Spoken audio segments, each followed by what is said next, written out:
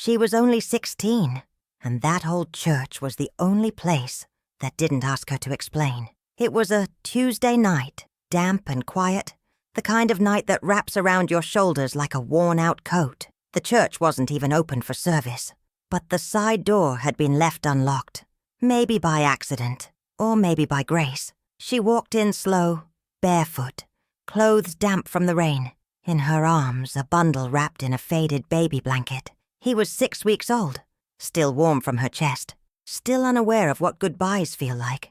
There was no note, just a folded diaper in the side pocket of the bag and a half-used bottle of formula tucked beside him. She had stitched his name, Micah, onto the edge of the blanket with red thread, the only color she had. She kissed his forehead 3 times, like her own mama used to do before she disappeared. Then she whispered, "I'm sorry, baby boy. I hope someone loves you better than I can." And just like that, she slipped out. No one saw her come. No one saw her go. But someone did find the baby the next morning. The church janitor, old Mr. Len, who used to hum hymns while sweeping the pews. He called the police and they called child services. And within a few days, Micah had a new crib, a new name on paper, and a new future. The girl? She disappeared like fog at sunrise. Some folks whispered, others prayed, but time did what time always does. It moved on. If you've ever felt like the world gave up on someone a little too soon, then sit here with me a while. Sweetheart, this story's about lost babies, found hearts, and a second cradle. 29 years later, in a building of glass and silence high above the city, Micah Warren ran his empire like a clockmaker, runs time, precise, distant, untouchable. He wasn't just rich, he was solitary rich, the kind that makes the air around you feel colder. His name sat at the top of real estate contracts and luxury hotel deeds, but he rarely stayed in one place long enough to leave fingerprints. The tabloids called him the quiet billionaire, not because he didn't speak, but because when he did, the room fell still. No wife, no children, just numbers and silence. His office was clean, almost sterile. The only personal item was a photo tucked behind his desk calendar, a worn-out picture of a church pew. Most thought it was aesthetic. They didn't know he'd spent a year of his childhood sneaking into that same church, sitting on that exact bench, trying to remember something or someone. Micah didn't talk about his beginnings. He didn't have beginnings, only acquisitions. But that night, on the 29th floor, while his assistant was out sick and the city glowed below him, Micah's phone buzzed. A donation request from a small church on the edge of town. He should have ignored it. But something about the name tugged at him. St. Mary's Chapel, the place where a janitor once found a baby, wrapped in red-stitched cloth. Micah leaned back in his chair, stared at the picture, and for a moment, his chest ached. Not like pain, more like memory. He clicked open the message. Roof collapse, looking for help. Anything would mean the world. God bless. And under the signature was a name he hadn't read in decades. Lenric Moses, caretaker emeritus. The same old man. Still there after all these years? Micah stood up slowly, closed his laptop, and without quite knowing why, he picked up his coat and headed to the elevator. Not to escape, but to remember. And as he walked out into the night, something inside him whispered, "You're not going to like what you find." But what he found wasn't what he expected. It had been a long time since anyone looked at her like she mattered. The woman behind the counter at the Riverbend Motel had silver threads in her braid and hands that smelled faintly of cinnamon gum. Her name tag read, Joyce, but her face held the kind of sorrow that doesn't come from one tragedy, but many small ones. "Checking in?" she asked without looking up. Micah hesitated. The lobby smelled like old coffee and bleach, not unpleasant, just tired. "Yes, just for the night," he replied, pulling out a sleek black card. She looked up then, slowly, and for a moment, something flickered behind her eyes. She didn't smile, but she didn't turn away either. Room 12B, second floor, end of the corridor. He thanked her and turned to leave, but her voice stopped him. "You don't seem like the type who needs to stay in places like this." Micah turned back. Maybe not. But I think I need to be here. She nodded once, almost like she understood. Well, the walls are thin, the beds are honest, and if you hear a baby cry, don't worry, that's just memory. He looked at her, startled. She didn't explain, just went back to her crossword puzzle. Upstairs, room 12B looked exactly like he imagined it would. A creaky bedspread, a rusted mini-fridge humming with effort, and a Bible with a cracked spine on the nightstand. He sat on the edge of the bed, feeling foolish. Why had he come here? A rich man wandering around forgotten churches and tired motels like a pilgrim with a briefcase. But then he saw it. On the dresser, beside the little lamp with the tilted shade, a photograph. Old, curled at the edges. Someone had left it behind. A teenage girl holding a baby, wrapped in a red-stitched blanket. Her eyes were big, sad, familiar, too familiar. His breath caught in his chest. He knew those eyes. They were his. But whose were hers? And why had the photo been left? In this room? Tonight? Can I tell you what he did next? Micah didn't sleep that night. Not really. He sat up, knees pulled close, staring at the photo like it might start speaking. The motel was quiet except for the distant hum of an old vending machine and the occasional creak of the wooden staircase. Outside, the rain came and went like a hesitant apology.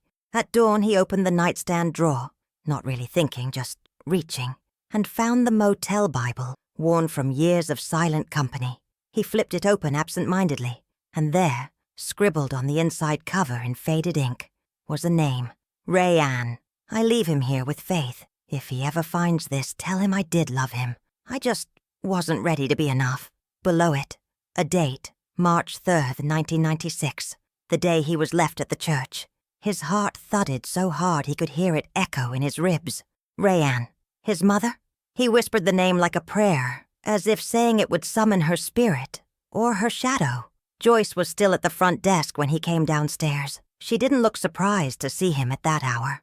"You saw the photo?" she asked. He nodded, voice tight. "Do you know her?" Joyce leaned back in her chair. Her eyes drifted to the rain-speckled window. She was just a kid. Couldn't have been more than 16.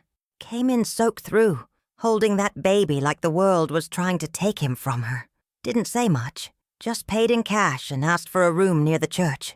Did she leave anything else? Joyce looked at him for a long time. She left everything. And then she reached under the desk and pulled out a cardboard box. Yellowed. Taped twice. Labeled in Sharpie. For Micah. If he ever comes. He didn't take it right away. Just stared at it like it might dissolve if he touched it. "Why didn't you send it to someone?" he asked. She smiled, but it wasn't happy. "Because no one ever came asking. Until now." His hands shook as he opened the lid. Inside were 3 things. A hospital bracelet with his name written in crooked cursive. A journal worn and frayed with pages full of dreams and apologies. And a little red thread, torn from a baby blanket. Micah sat down right there on the cracked linoleum floor. He wasn't a billionaire anymore. He was just a boy, trying to remember the sound of a mother's voice. Joyce didn't say a word. She just let him sit there, as long as he needed. But before she turned away, she said something so quiet, he almost missed it. She used to say you had her eyes. And for the first time in 30 years, he believed it.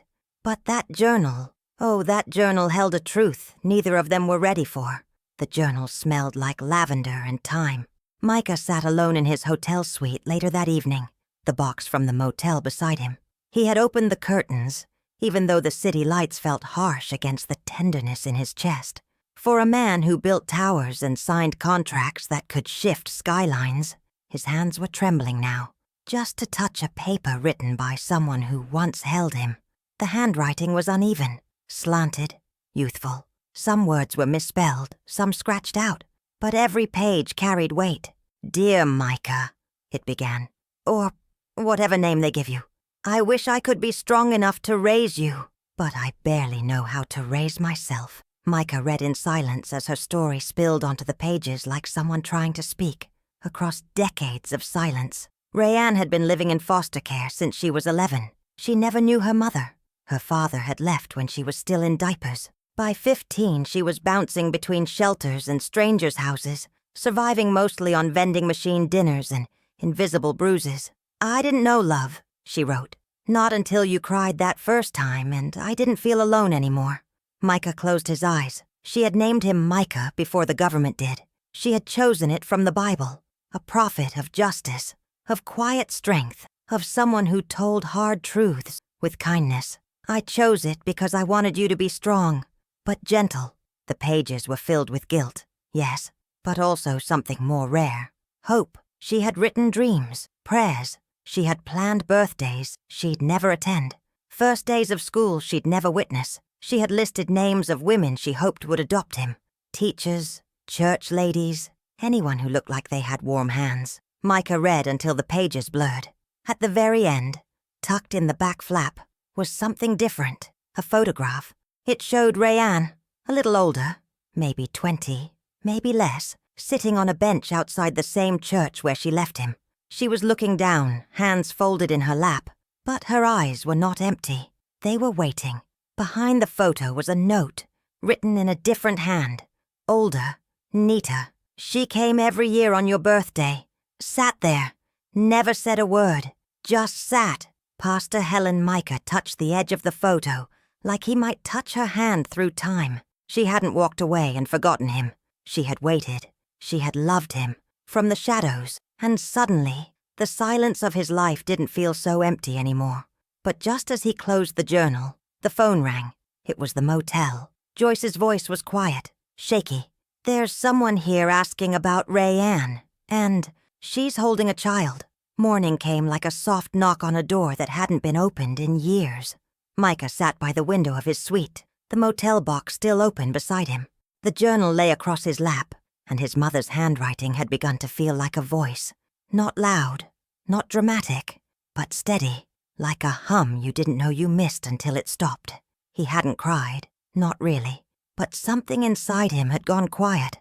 The kind of quiet you only hear when grief and gratitude sit beside each other. He picked up the small hospital bracelet again. It had his birth date, scribbled in blue pen, and beside it, "Baby of Rayanne." No last name, no family listed, just a line that said, "Discharged to private shelter." Micah leaned back in the chair, eyes scanning the ceiling, and asked himself something he hadn't dared until now. Who would I have been if she had stayed? But the question didn't echo. It just landed gently on the truth. She didn't stay because she was weak. She left because she was strong enough to walk away while she still had love in her heart. Micah reached into the bottom of the box again. There, under the tissue paper and old photos, was a small envelope, yellowed and sealed with tape. No address, no stamp, just 3 words on the front, written in pencil, "For when he's ready." He opened it slowly. Inside was a letter, older than the others, written with more hesitation, as if she was afraid of being heard even on paper. "Micah, you might never read this. Maybe someone will throw it out before it reaches you. Maybe you'll find it and toss it in the trash. I wouldn't blame you. But if somehow this paper ends up in your hands, then I want you to know something no one ever told me. You were never the shame of my life. You were the beginning of my courage. I walked out of that church because I believed, truly, that someone better than me could raise you into someone whole. But that doesn't mean I didn't love you. It just means I loved you more than my own name." Micah folded the letter carefully. His hands moved slowly, like he was handling something sacred. Because he was. He had spent his life building walls that touched the clouds. But it took one broken girl's words to show him what foundation really was. The next thing he did surprised even him. He picked up the phone and called a number he hadn't dialed in years, not since he'd bought the church property on a whim and left it untouched. "Hello," answered a soft, weathered voice. "Pastor Helen?" Micah asked. A pause. Then, "Yes. Who's calling?" "This is Micah. I was left at St. Mary's in March of 1996. I think you used to sit beside my crib when no one else would." Silence. Then a small gasp. "You came back." "I did." And then barely a whisper. "Thank you for surviving." He swallowed hard. "I want to come by. If the chapel is still open." "It's always open," she said. Micah hung up, took one long breath, and then packed the letter, the bracelet, and the photograph. But as he turned to leave, something at the bottom of the box caught his eye. A small Polaroid, newer than the others. Rayanne, holding a baby that wasn't him. The timestamp read 2007, and on the back, scrawled in her familiar ink, "My granddaughter. If Micah finds me someday, tell him her name is Eva." Micah sat down. The silence inside him cracked. He wasn't alone. He never had been. And somewhere out there was a girl with his eyes and a child who deserved more than another goodbye. But she was closer than he thought, and already on her way. Micah didn't remember getting into the car. He didn't remember the traffic lights, the turns, the voice of the GPS. All he could see was the photo tucked in his jacket pocket and the echo of Joyce's words. She's asking about Rayanne, and she's holding a child. By the time he pulled into the cracked parking lot of the River Bend Motel, dusk had softened the edges of the buildings. The air was thick with the smell of rain on concrete and fried onions drifting from the diner next door. Joyce met him at the door, holding a towel in one hand and a look in her eyes that wasn't quite fear, but it wasn't comfort either. "She said her name was Eva," Joyce whispered. "Didn't give a last name. Just asked if we knew someone named Rayanne. Said her grandmother used to mention a place like this." "Where is she?" Micah asked. Joyce tilted her head toward room 3A. "She's in there. Baby's asleep." She looks like a ghost walked across her heart. He nodded once and walked slowly down the corridor, the soles of his shoes pressing gently against old wood. Each step sounded louder than it should have, like his heart had moved into his heels. The door was open just a crack, and there, sitting on the edge of the bed, her posture small but stubborn, was a girl no older than 19. She looked up, and for the second time in his life, Micah saw his mother's eyes. Brown, deep, with a sadness that tried to hide itself behind politeness. Eva stood up when she saw him. "You're Micah?" she asked, uncertain. He nodded slowly. "I am." Her hands trembled as she reached down into the little bassinet beside her. A soft coo rose from the blankets. She lifted a baby girl, maybe 6 months old, and cradled her carefully. "I don't know how to say this," Eva whispered, voice tight. "But my grandma, Rayanne, she passed away last month." Micah's throat closed. Eva continued, tears forming. "Before she went, she told me she had a son, one she gave up, and that maybe he was still out there. She said his name was Micah." She paused, watching his face. "She said, 'He has my eyes. If you ever find him, tell him I never stopped loving him. Not one day.'" Micah stepped inside slowly, like someone entering holy ground. He looked at Eva, at the baby, at the swirl of generations inside one motel room. He reached into his coat and pulled out the photo of Rayanne sitting on the church bench. "She waited," he said softly. "She came back every year." Eva covered her mouth with one hand and sank slowly to the bed, tears falling fast now. "I never knew why she looked so far away all the time," she said. "Now I do." Micah sat beside her. For a moment they didn't speak. The baby stirred gently in her arms, letting out a breath like a whisper. And in that silence, something settled, something old, something that had waited decades to rest. But Eva wasn't just there to share a name. She had come to ask something, and her question would change everything Micah thought he knew about family. The baby's name was Nora. Micah learned that after Eva wiped her tears and offered a small, trembling smile. She held the child like someone trying not to break a promise. The baby blinked sleepily, her tiny fist wrapped in a ribbon that looked older than she was. She named her after the nurse who helped deliver her. Eva said quietly, "Grandma Rayanne always said, women who show up in pain deserve to be remembered." Micah nodded, still barely breathing. They sat together in that modest room, the hum of the wall heater, the distant buzz of the vending machine, and the soft breath of a baby, the only soundtrack. Eva spoke slowly, like she had rehearsed this moment in her head 100 times, but still didn't know the lines. "I didn't know what I was doing, coming here," she began. I found her journal after she passed. She kept it locked in an old cedar box. Said she'd burn it if she got the nerve, but I guess she never did." Micah glanced at the journal in his lap. It felt heavier now. "She wrote about you," Eva whispered. "Not like a ghost, but like a prayer." She reached into her coat pocket and pulled out a folded letter, yellowed at the corners with Rayanne's writing across the front. "For him. If he ever comes back." Micah opened it. hands trembling. The ink was smudged in places, but the message was clear. You were never unloved. You were just my lesson in sacrifice.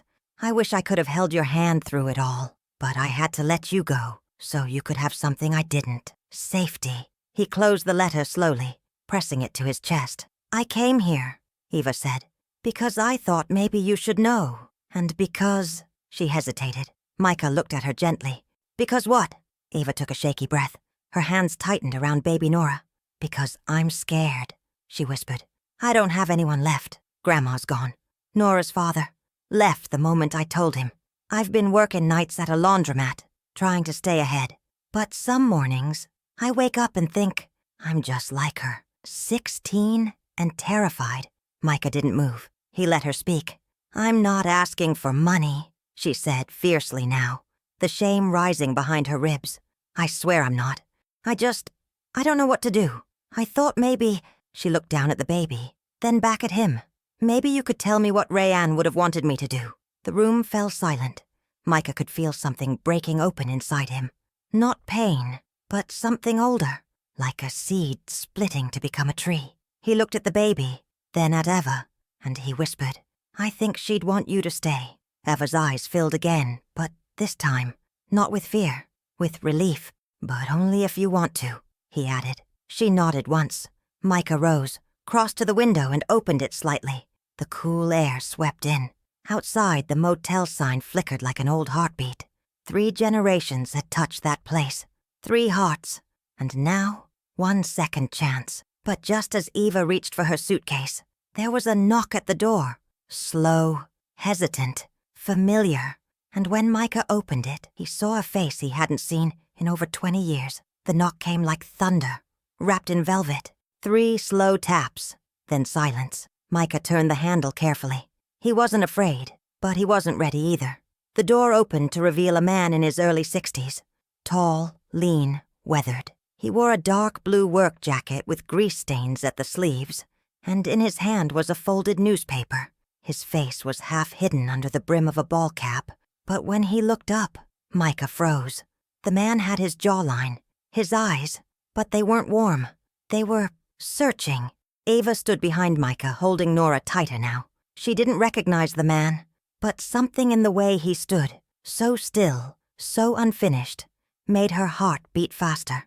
I'm looking for Rayanne, the man said, voice gravelly from years of hard roads and harder silences. Micah took a breath. She passed away a few weeks ago.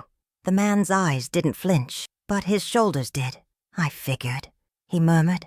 Then he added, almost like it was a confession. I saw the notice, in the back of the paper. Her name was small, like she'd asked not to be found. Micah didn't move from the doorway. The man shifted. I knew her when she was a girl, he said. Knew her before she ran, before the baby. Micah's voice came low, cautious. And who are you? The man looked at him hard, then took off his cap. My name's Daniel, he said. I'm her father. Silence fell like snow. Eva gasped quietly. Micah didn't. He just blinked, slow. Her father? He repeated. You left. Daniel looked down at the concrete. I did. Left her when she was 10. Told myself it was better than staying and making it worse, but I was wrong. I came back a year later, but she was gone. State took her. I searched for her for years, but she didn't want to be found. Micah crossed his arms, his stance solid now. And now you show up? Daniel nodded slowly. Yeah, I guess I deserve that. He looked past Micah then, not rudely, but carefully. His eyes fell on Eva, and then on Nora. He didn't speak, just stared at the baby like someone trying to understand the cost of a lifetime of silence. She looks like her, he whispered. Eva stepped forward, hesitant. Did you really know Rayanne? He nodded. She had my mother's laugh, and her stubbornness. I never knew how to talk to her, not really. Every time I tried, I'd end up making her feel smaller. So I stopped talking.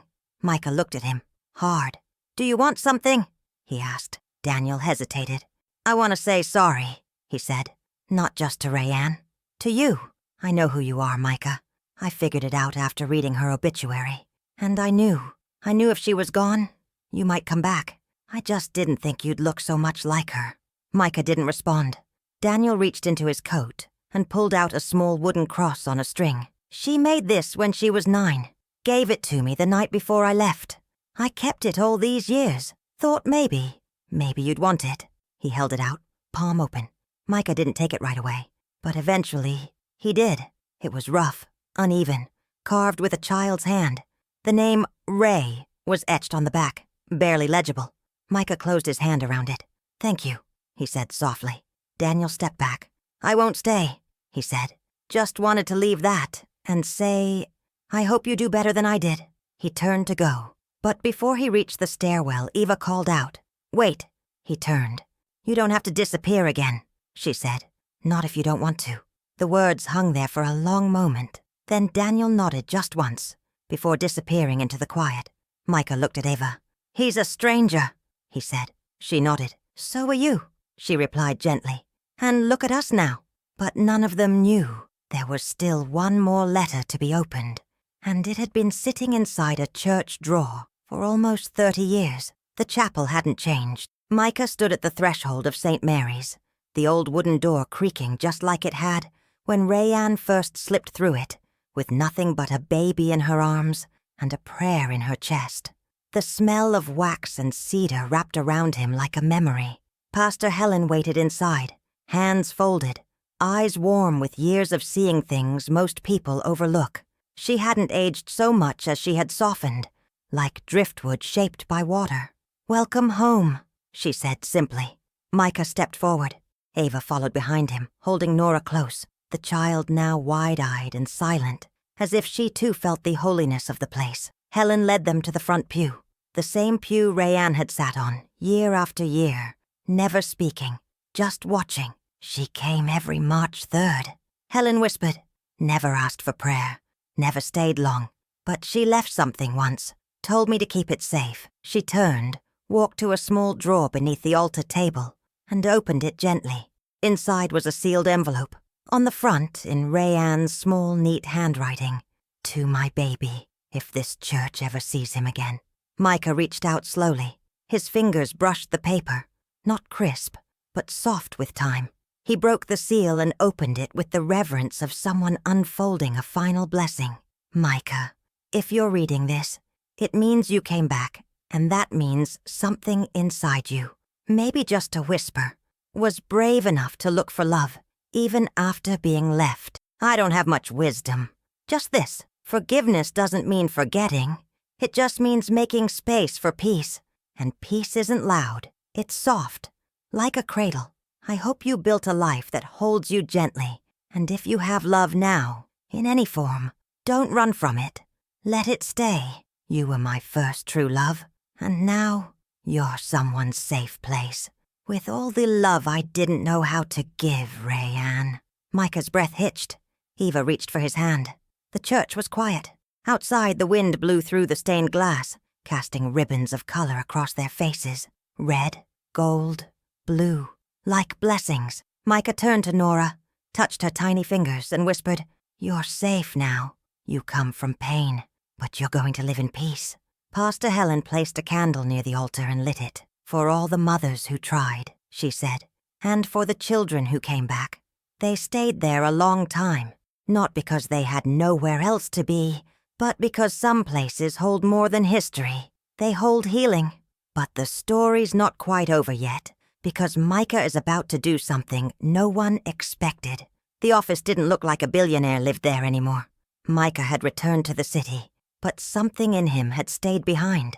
The high-rise windows, the sleek furniture, the scent of leather and silence. Tudo parecia vazio agora, como lugar que tinha esquecido que era lar.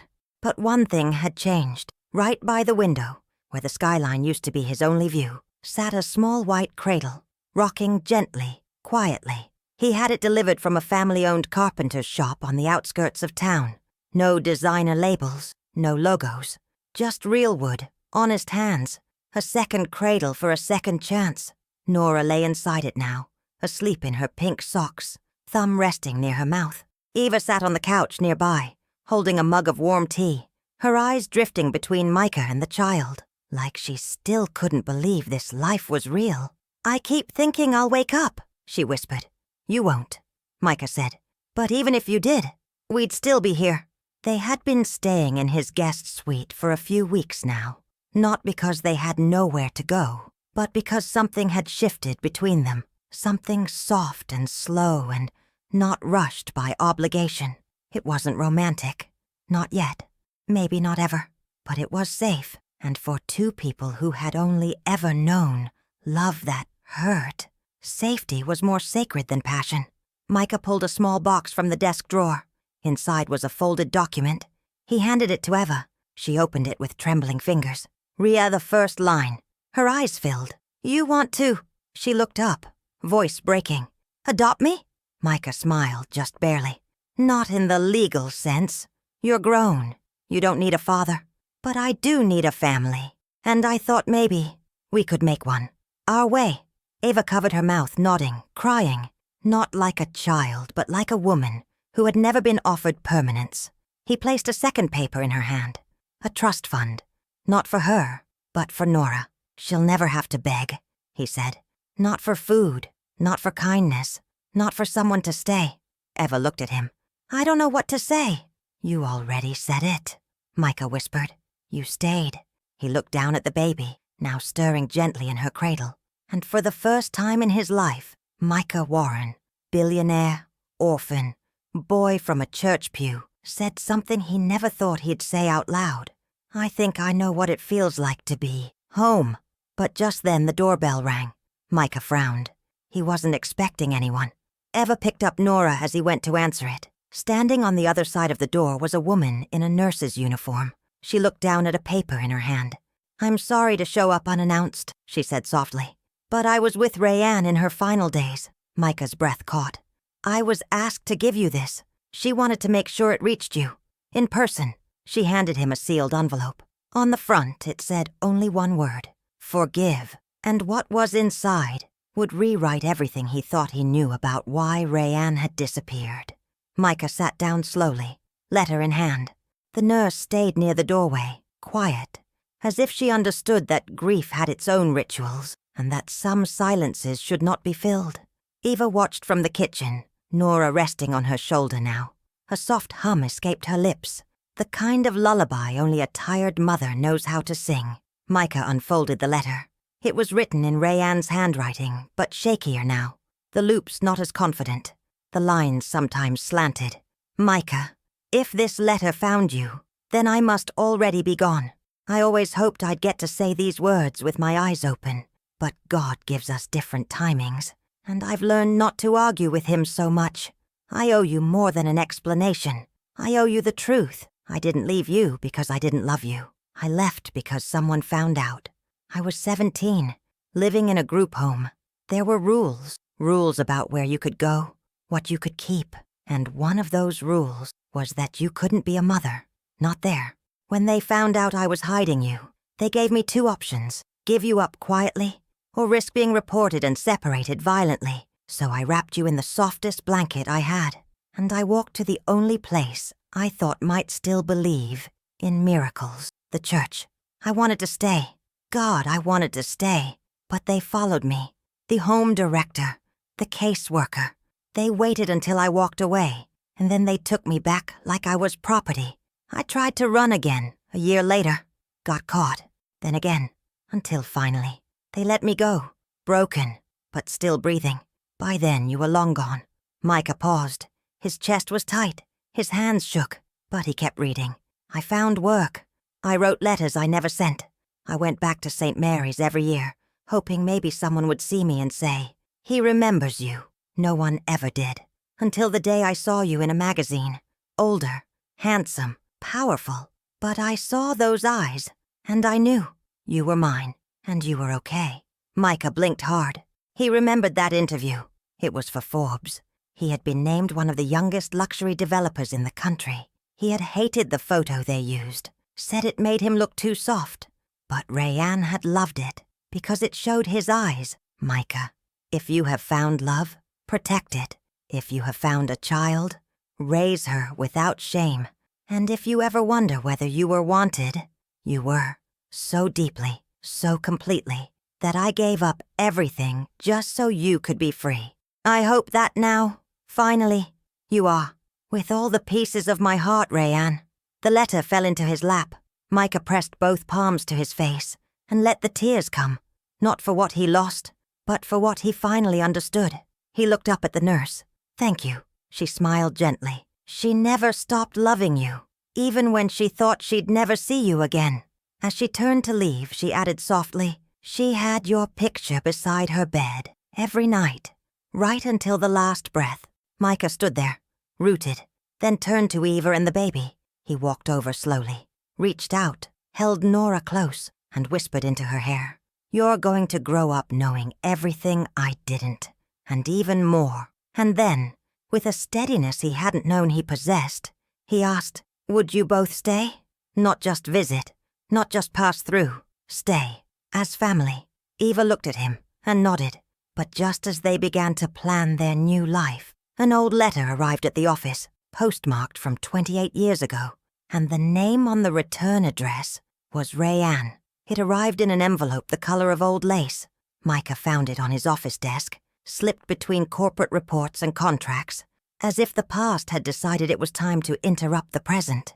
No one knew where it had been all these years. The postage was dated 1997, and yet here it was, real, soft at the edges, carrying a return address from a shelter that had been demolished 2 decades ago.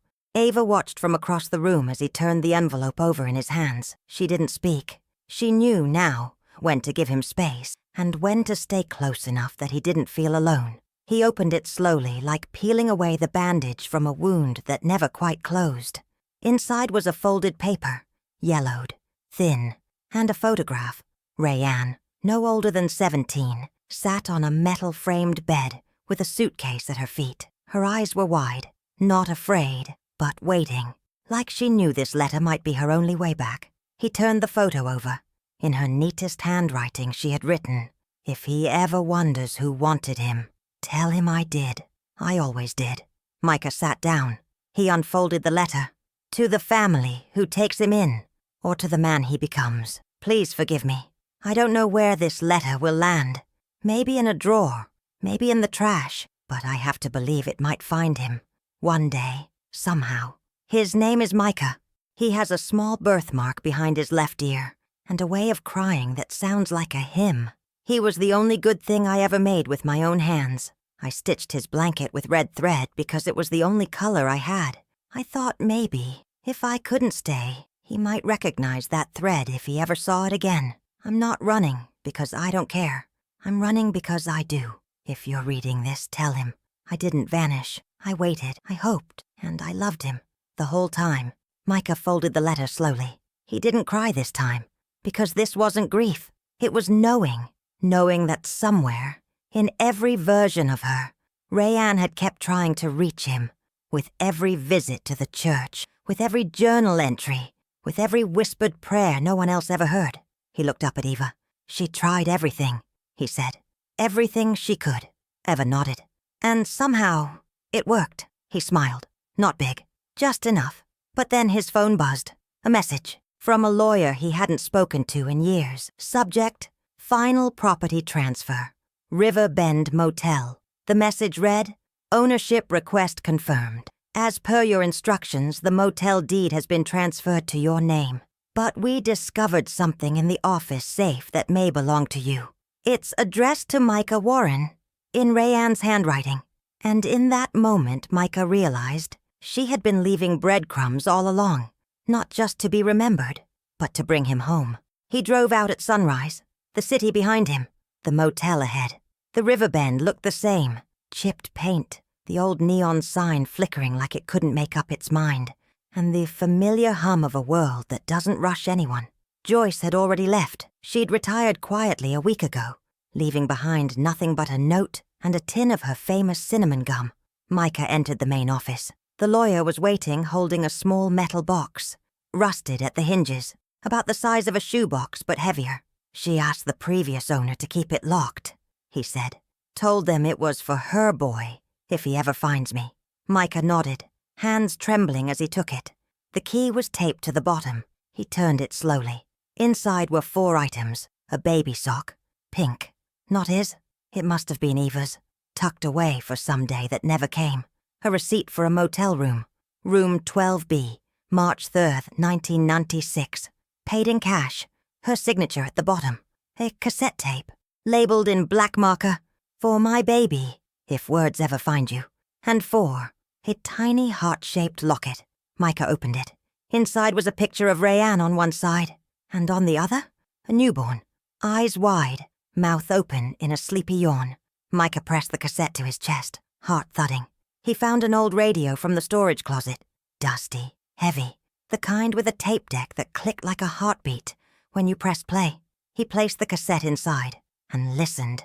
The static came first, then her voice, soft, nervous, but clear. "Micah, baby, if you're hearing this, then somehow you made it. You found me, or pieces of me. I used to imagine your first word, your first steps, the sound of your laugh. I wanted to be the one holding your hand, cheering you on, wiping your tears. But life doesn't always give us that. Still, I prayed that it would give you something better than me. But if it didn't, and if you ever felt like no one wanted you, I need you to know I did. I wanted you with every cell in my body. I still do. And I hope, wherever you are, you're not alone, because you were never meant to be." Micah turned off the tape. He sat in the office for a long time, just breathing, just listening to the silence Rayanne had filled. He pulled out his phone, called Ava. "Can you come here?" he asked. "Bring Nora." She didn't ask why. An hour later, they stood in room 12B, the same room Rayanne had stayed in, the same room where she had whispered goodbye and hoped it would be enough. Micah placed the locket on the nightstand, the cassette beside it. Then he turned to Ava. "I want to renovate the place," he said. "Not to tear it down, but to rebuild it, room by room, for girls like her, for girls like you." Eva stared at him, stunned. "A shelter?" she asked. "No," he said gently. "A haven." He looked at Nora, who now smiled from her carrier. "We'll call it Second Cradle." Eva began to cry, quiet, full tears, the kind that come from hearing the word safe in a voice that means it. And as the three of them stood in that worn-out room, something holy bloomed. Not because the pain was gone, but because love had stayed. Some stories don't end in weddings. Some end in something quieter, like a baby falling asleep without fear, like a girl who no longer has to look over her shoulder, like a man who finally turns the lights on in a house built to be lived in, not hidden behind. Second Cradle opened 9 months later, not with fanfare, but with a porch light, always on. The building still looked like a motel, intentionally. Micah had kept the bones, the long hallways, the cracked tiles. He wanted the girls who came through that door to know they weren't stepping into a fantasy. They were stepping into something real. Each room was renamed not by number, but by intention. Room 12B became the Rayanne Room. Soft pink walls, a worn rocker by the window, and a framed photo of a red-stitched baby blanket. Eva helped design the nursery. Nora crawled across the floors like she was claiming it as hers, squealing with delight at every beam of sunlight that cut across the old wooden panels. There were no curfews, no shame, only gentle schedules, home-cooked dinners, therapy with women who had walked through fire and learned how to sit calmly beside someone else's smoke. Micah walked the halls every evening, not like a boss, but like a father who couldn't help checking that every room had warmth, that every crib had someone singing nearby. He didn't need recognition. He had family now. Eva, who laughed more now than she cried. Nora, who said her first word on the front steps, light. And Daniel, yes, Daniel, who came back quietly, with tools in his truck and stories in his eyes. He fixed what he could, sat with who needed, and never asked for anything but time. They were not perfect people, but they were present, and that mattered more. One night, as the sun dropped slow behind the hills, Micah stood by the window of the Rayanne Room, rocking a newborn whose mother was sleeping for the first time in days. He looked out at the porch light, the soft glow, the open door, and he whispered, "Thank you, Mama. Your love made it all the way through." And he believed it, because love, real love, never disappears. It waits, it grows, it comes back, sometimes in the shape of a cradle, sometimes in the shape of a second chance.